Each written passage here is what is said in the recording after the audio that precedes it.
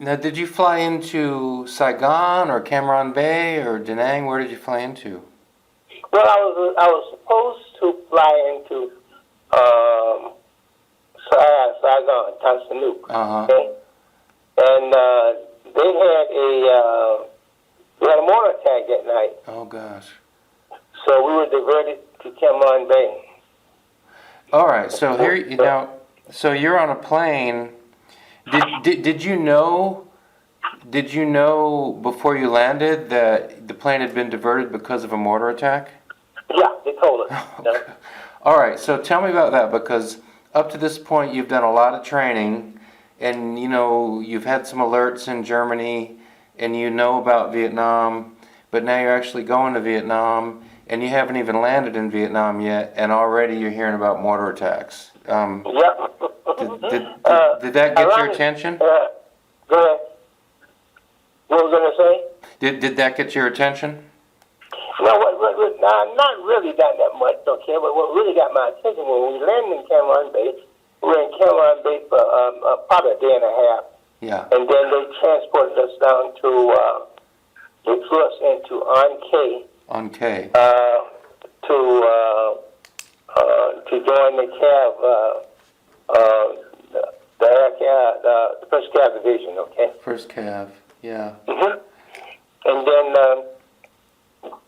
there's a reception station there, and on K you go into before you go down to your company there to sort of fill you in.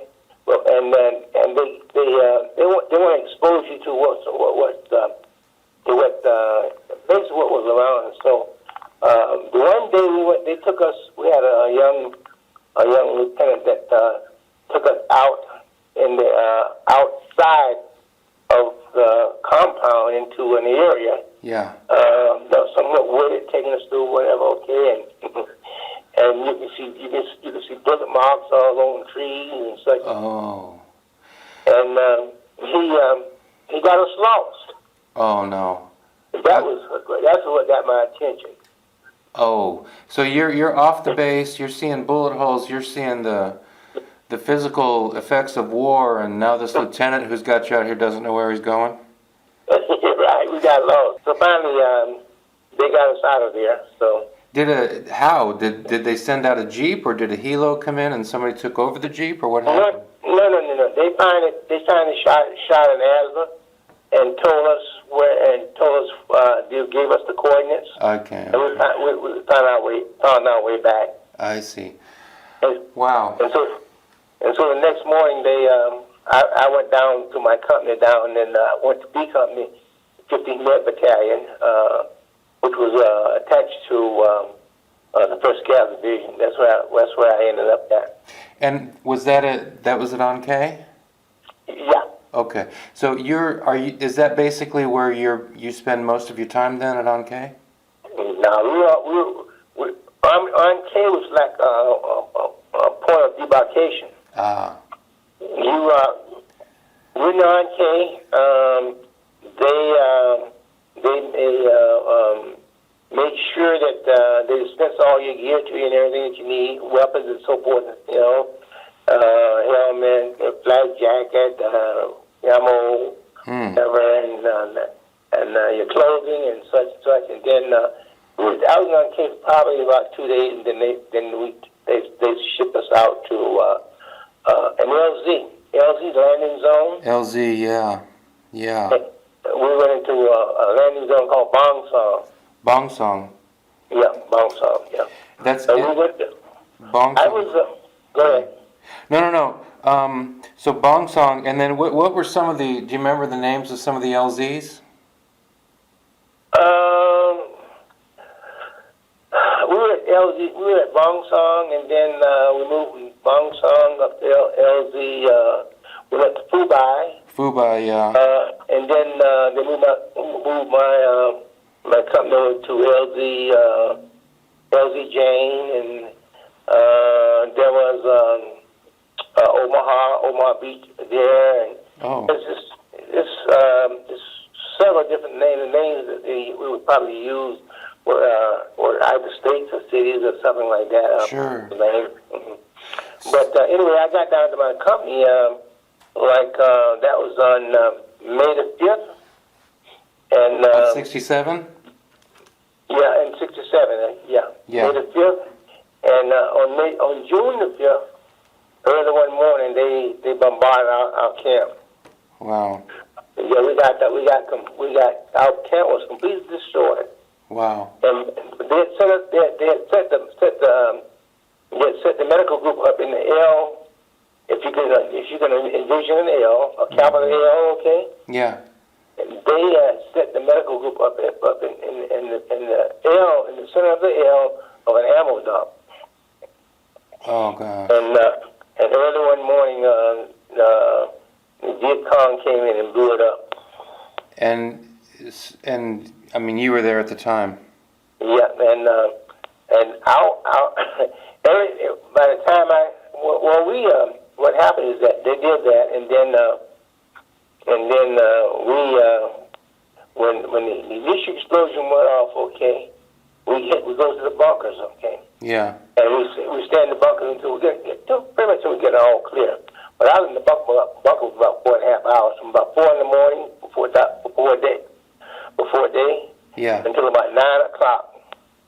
Wow. And then I said, hey, guys, I gotta get out of here, man. I was one of the ranking guys at the time. Yeah. And so when I stuck my head out of the bunker, Yeah. our company area looked like a trash pile. You know, you go by a trash pile and it's smoking. Right. A trash pile and it's smoking. Right. That's what it looked like. Wow.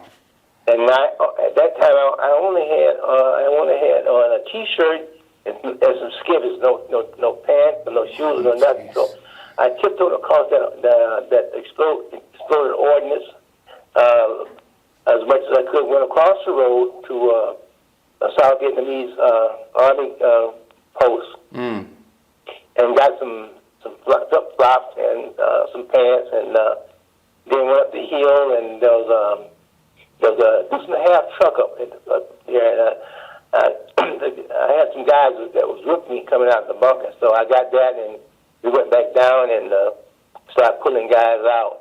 So, Wow. in the meantime, I got hit in my left shoulder in the process when we took a direct hit on our bunker.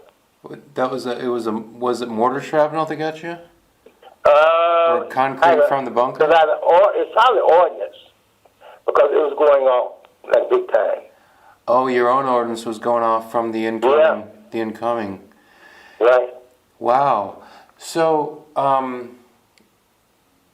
so then, I mean, did you have to be evacuated then?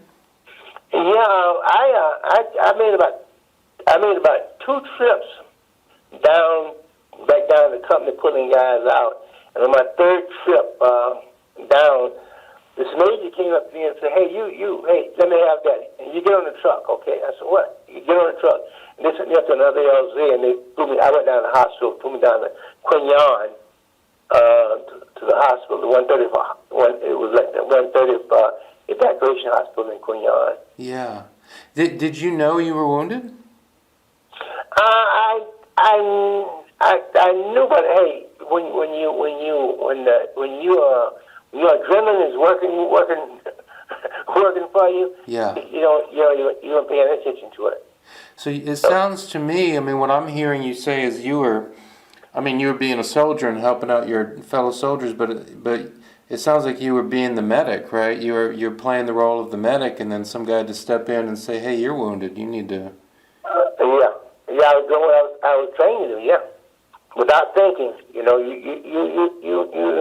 able to function. Yeah. Now, so you are, I mean, you were a medic. I'm imagining some of the guys at that landing zone needed not just to be pulled out of bunkers, but they needed some medical help too, huh? Yeah. What we do, we put them out, things on the internet, and there's a group called Dust Off. Right. A medical exec group called Dust Off. Right. We get them up there, and Dust Off's come in as fast as we got them up there. Yeah. Dust Off will come and fly them down. Okay. Yeah. And I was one of the last individuals they flew down. How long were you in the hospital? Well, that hospital is strictly anti-back hospital. You get down, they get you in, and they send you out to other hospitals. Okay, so they came in probably around 4:30 and started assigning people to hospitals. Okay. Yeah. In Japan primarily. Okay. Oh. And then they got to me and they stopped and came back after dinner. And after dinner, they started with me, and I ended up down in Cameron Bay, in the 6 Convalescent Hospital down in Cameron Bay. So I was in Cameron Bay for about 27 days. 27 days at Cameron. Mm-hmm.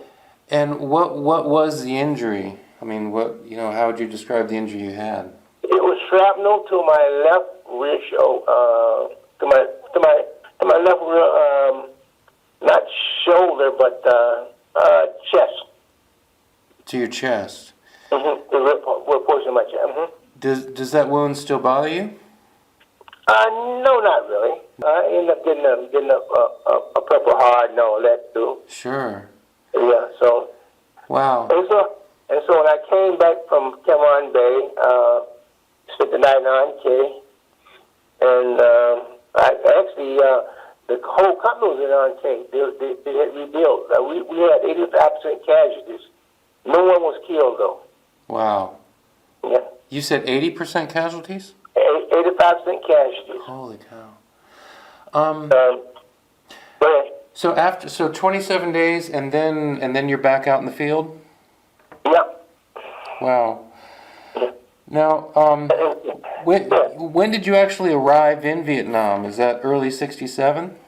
I arrived in Vietnam on my birthday. Wow. April the 28th, 1967. So, and then you're going to do a year, right? Because that's what the soldiers usually do. Right. Mm-hmm. And so you had no idea that, well, a little over halfway through your time, the Tet Offensive was going to hit. Well, the Tet Offensive happened, the Tet Offensive happened, I was reassigned. I wasn't a grunt medic, okay? Yeah. Well, I would have to deal or whatever. No, I was pretty much stationary. Uh-huh. Okay. Yeah. And I worked in the triage area. Okay. Yeah. So we're talking about now when the Tet Offensive hits, right at the end of January '68. Mm-hmm. Yeah. And where were you at the end of January '68? Where were you based at that time? In Anke. In Anke. And okay, so you say that you're doing triage. So is that at a hospital or? No, that's in the field. That's in the field. In the field. But see, that's you are a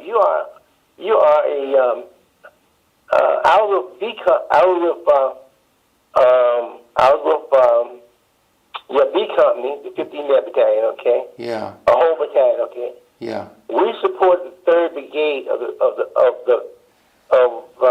1st Cavalry Division, which was I think it was the 2nd of the 7th Cavalry. Yeah. Okay. Yeah. So we supported those guys. So yeah. Now I'm like I said, I'm working in the triage area, and what we normally did, okay. I was not in charge at that time. Mm. But we had there were two of us. We had litters set up in the area, okay, and then as we got individuals from the field, from the when I say field, from the whatever they were doing, yeah. Out on platoon, out on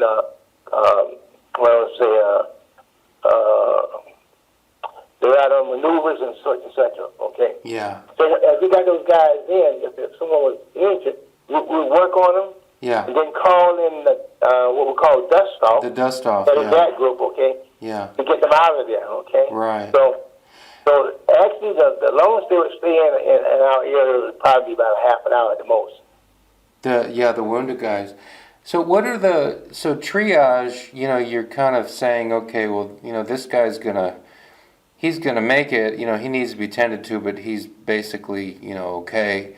And then you've got more severe. What were the different categories you put casualties into? Well, you're able to assess the severity of an individual's wounds when he came in. Okay, you might have one of the field choppers come in, and they might have 2 or 3 guys on the chopper. Okay. Yeah. Well, just because there are 2 or 3 guys on the chopper, all 3 of them might not necessarily need to be moved on. Right. An extended medical treatment. Right. Okay. Yeah. So, and we had a convalescent tent set up because we had an A&D area, an A&D tent. Okay, where guys regularly came in for a sick call in the mornings and such and such. They had problems. You know, just regular sick, like sick call. Sickness and such and such. Yeah. That was the A&D area, okay? Oh, okay, yeah. And then we had a convalescent tent where we kept guys probably for about 2 or 3 days. Okay.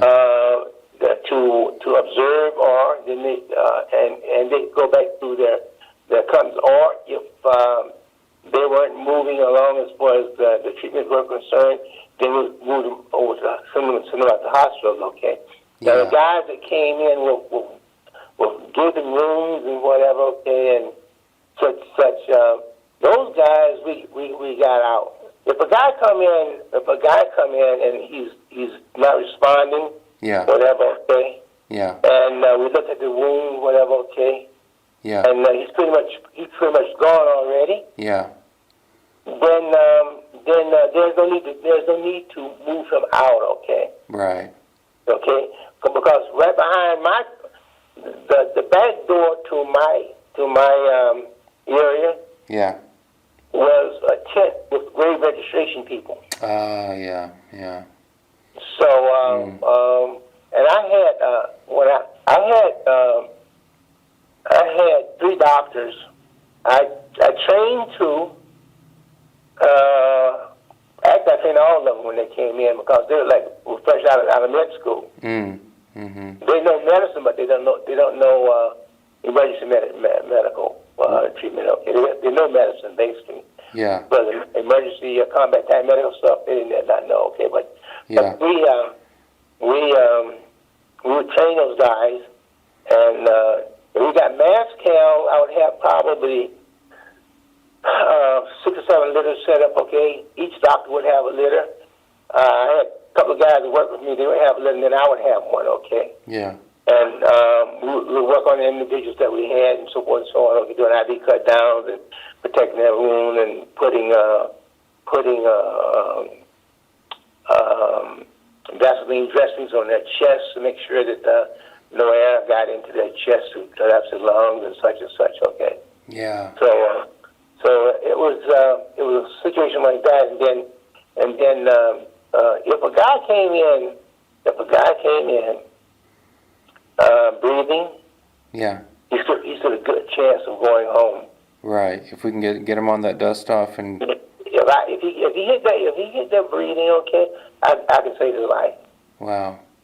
That was the way I looked at it. Okay, but I only lost one person the whole time that I was in Vietnam. I worked as the head of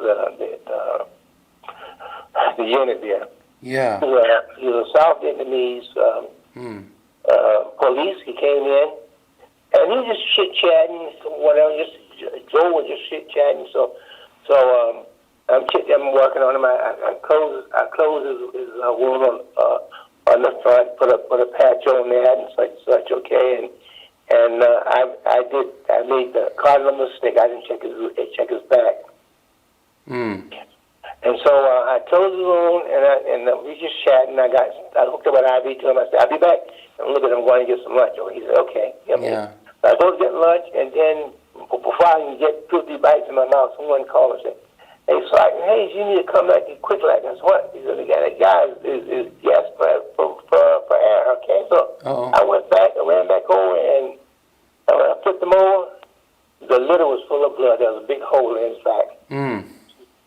So, and that was a defining moment for me. It really was. So, And and I don't brag on myself, okay? yeah. But I was one of the best medics you could run into, because you always had it made as you ran into me. You always had it made. Yeah. And I have a friend now that was stationed with me in Vietnam. He said, Bill, you're the best I ever seen. I mean, and I said, God, I don't believe. I didn't believe that. He said, trust me, okay. I never thought about that. I never even thought about that until he told me that one day. Yeah. No, so, I mean, why do you, just a minute ago you said this, you're talking about the South Vietnamese guy, and you said that was a defining moment. What do you mean by that? Why was that a defining moment for you? It was a defining moment to tell me that I need to slow down. I'm not as good as I think I am when I live a life like that. When you look back on your year in Vietnam and all the jobs that you can have in the Army, are you glad? I mean, I don't know if glad's the right word, but I'll just stick with it because I can't think of a better word. Are you glad when you look back on your year in Vietnam that you spent that year as a medic? I'm happy with my contribution. Very, very, very glad. Yeah. My contribution, okay. and I saved a lot. I think I saved a lot of lives, okay. Yeah. And I got a lot of respect. Everybody say, well, thank you for your service, so forth and so on, okay. And then there are people ask me, well, how did I do it, okay? Because I had people coming in with legs blown off. I had people coming with guts open and such, okay. I went on a helicopter mission and had to remove a guy's foot because one helicopter had gone down and we just couldn't there's no way to get him out of there. I mean, just one thing after another. What? You had to remove his foot? Yeah. And that's because he was stuck on something, or? The skids of the helicopter had impounded him. Okay. Oh, that was the only way we could get him out of there alive. He was over in an area which is called Lake Shore Valley. Yeah. That was very heavily Vietnamese, Right. North Vietnamese, and Viet Cong. And we had to have a helicopter gunship protecting us while we were down on the ground. Okay, so just so I understand, he was pinned down by the skid of the helo? Yeah. Oh gosh. And you had to, in order to get him out of there, you had to cut off his foot. Yeah. How did you do that? For bayonet. Oh my gosh. Yeah, you put a tourniquet on it. You put a tourniquet on his leg and inject him with morphine and take off. All right, so I'm guessing, I talked to veterans, and and you ask the question, what were you thinking, and the veterans almost always say, I wasn't thinking anything, because you're just doing what you have to do, and I'm guessing that's what this was like for you. Yeah, I mean, you don't have time to think. Yeah. Okay? Yeah. Your training teach you, your experiences teach you to move in a certain manner. Does, when you're, now we're talking in 2021, we're talking about events that took place more than 50 years ago. I mean, when you think about these kinds of experiences now, I mean, I can't think of a good way to ask the question, but, what kind of stuff goes through your mind now when you look back? You think, oh, this guy's pinned down by a helo. I didn't have time to think. In order to get him out of there, I had to cut his foot off. What kind of stuff goes through your mind? How did you do it? Yeah. How old were you? That was 60. I was 20.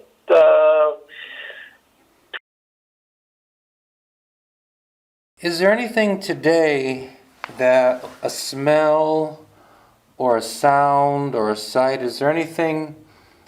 I'll put it this way. A veteran told me not long ago. When he smells wood burning, as soon as he smells wood burning, he's back in Vietnam. Or you hear a lot of vets say when they hear a helicopter, they're back in Vietnam. Or other guys will say diesel fuel. If I smell diesel fuel, then I'm back in Vietnam. How about for you? Are there any smells or sights or sounds that kind of immediately your mind goes back? Helicopters. Helicopters, yeah. Mm-hmm. Yeah. Helicopters. And I was out at Shaw Air Force Base, probably last summer. Yeah. Playing golf, okay. Yeah. And the planes going off and coming in also. These were fighter planes, okay. Yeah. Because that's what we had. Anytime during the day, you'll see planes coming in, scraping the areas with gunfire and such. Then they would peel up and go directly into the sun, rotating. Okay. Right. Not to create a silhouette or whatever for a fire or whatever. Okay. So yeah. So helicopters and those planes, when you hear those planes like that, man. Wow. A lot of combat veterans say that once they get out of the service, they don't talk about their combat experience. They try not to think about it. Was that the case with you? Well, I just never even thought about talking about it until one day I ended up in a program with a bunch of vets. Okay. Oh yeah. I told you I got a Purple Heart, and I also have a Bronze Star also. Wow. Yeah. Yeah. Yeah. And with those vets, they're going through emotional whatever. Okay, and sometimes it will get you, but you kind of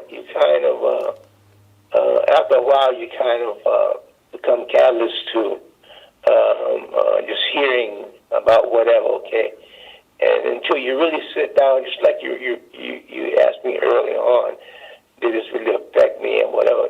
Until you really sit down and start talking and explaining, and doing a whole lot of people ask you a whole lot of questions about your position and such and such. Okay. Mm-hmm. And then it bothers you. Okay. It bothers you sometime. Okay. But I don't have a problem right now talking to you. Okay. Yeah. I sort of gotten. Hopefully, I gotten almost beyond that. Okay. Yeah, yeah. Now you said you got a Bronze Star. What's the story behind the Bronze Star? The Bronze Star was the one rescue, helicopter rescue, and also the situation where I was pulling members out of the place in Bong Song. Yeah. So. Okay, where you got shelled and your own ordnance was going off. Mm-hmm. Wow. What do you think young people today should know about the Vietnam War? Just imagine, I'm putting you in front of a class of mine and you've got a few minutes and it's just a real open-ended question. What do you think these students today should know about the war in Vietnam? What would you say? I think, first of all, we start with character, okay? Your character, your individual character, okay? Mm. And the other part of the thing is also your commitment to your country, mm-hmm. okay? Even though the country tend to be askewed sometime, okay? Mm-hmm. But you just happen to be in there, okay? Yeah. And the next thing is the commitment to the guy who's by you. Mm. Okay. Mm-hmm. If I'm sleeping in the room for guy, okay, and such, okay, and we're eating together and we're working together, okay, then there's a certain amount of responsibility I feel I have, okay, if he or she is in need, and that including protecting them also for their lives and such, okay. I hear you. And the thing is that we have to commit ourselves to something that we believe in. Although as we move through life, situation and things changes. Yeah. Okay. Yeah. But the basic concept that you have is what will get you through. Yeah. Even those changes. Yeah. So what I've done is I've written down 3 C words. So character, I mean, one thing I'd say is, you know, a person's character comes out in the world of war. Right? I mean, who you really are. Country, commitment to country. The country's imperfect. The country's got problems, but, you know, you fight for your country. And then you didn't use this word, but you're talking, you know, a lot of times what I hear from veterans is, you know, once the bullets start flying, politics don't matter, philosophy doesn't matter. The only thing that matters is you and the dude next to you, and that's pretty much it. That's it. Yeah, and so so the word there is camaraderie. So I got camaraderie. That's right. That's what I was talking about, basically. Yeah. Yeah, character, country, camaraderie. Camaraderie. Yeah. Yeah. Because if you can't trust me and I can't trust you, then there's an issue. I might as well be the one firing the bullet. If I